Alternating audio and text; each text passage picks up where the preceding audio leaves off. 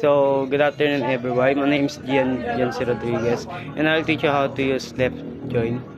And this is the syntax. Select customers dot a comma customer name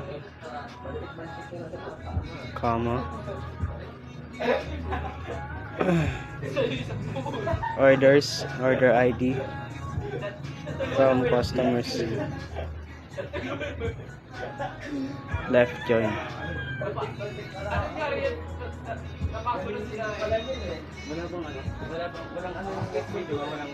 Walang matching. Kahit walang matching na dyan, yung lalabas natin. Then execute.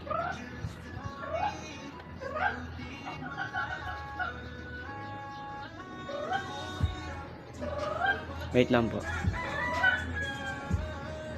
Order by customer.